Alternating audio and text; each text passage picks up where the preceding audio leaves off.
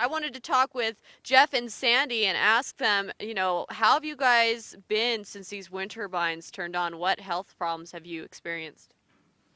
For me, it started with the generator alignment tests.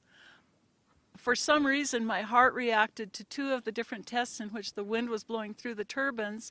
I ended up going to the cardiologist and discovered that I had two different problems with my heart. One which was traditionally a turbine related type medical issue, and one which was called a mitral valve prolapse, which was the painful one. Discovered that these problems were probably brand new because they were in their infancy, so to speak, in the body. Wow, and what about you, Jeff? What health problems have you experienced? I guess it started with the migraine headaches, the dizziness. I've also had lots of stomach problems, and we had some issues with a dog dying that we autopsied, and kind of freaked me out because all of his organs had swollen and his liver had failed. So I had my doctor, check me out and found out that my liver had expanded too. So at that point, we decided we had to get out of here. Have you heard of any heart attacks or any deaths or fatalities due to the wind farm, and as well as humans, but also animals? After the generator alignments, they had the line activation, 3 days of line activation. That culminates in the final transfer of 250 megawatts of power down the line to make sure it can handle the volume it's quoted to. And on that night, we had a cardiac death, a cardiac event leading to death. We had two farmers end up in the hospital with cardiac events, and I myself did not go to the hospital, but I thought I was going to die of a heart attack. We have seen a lot of ocular problems out here.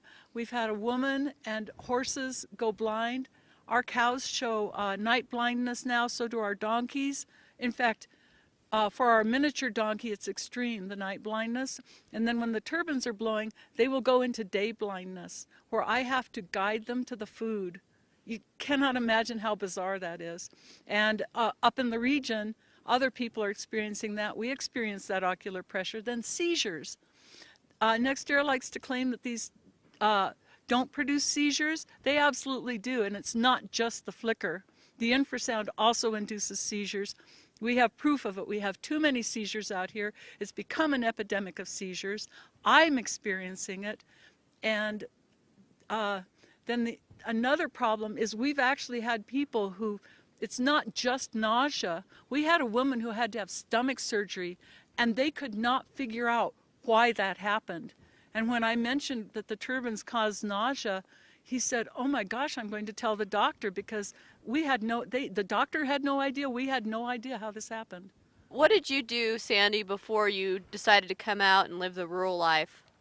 I studied engineering, electrical engineering, specifically communications, and I have a physics degree also, so I worked for a mapping company after college, and then I worked for two different power companies.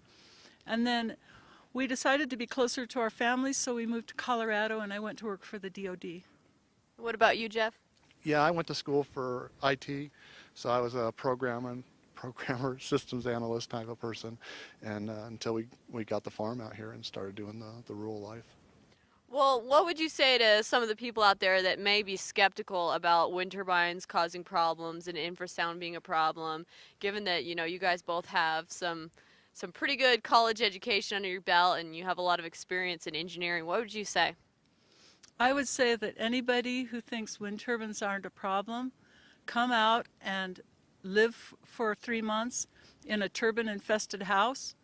I would actually recommend a year of it for the true skeptics that have influence, because what's going to happen is that you're going to know exactly what these rural people are going through, and you'll have a upfront understanding of the bizarre nature of the wind turbine environment and the extreme degradation that happens in the body. Since the turbines have turned on, we've had 5 dogs die unexpectedly, and we've had a steer and a baby bull die that, there's not really a good explanation about why that happened. We don't have a lot of animals. It was like, so basically at least 50% of our animals have died in the last year and a half.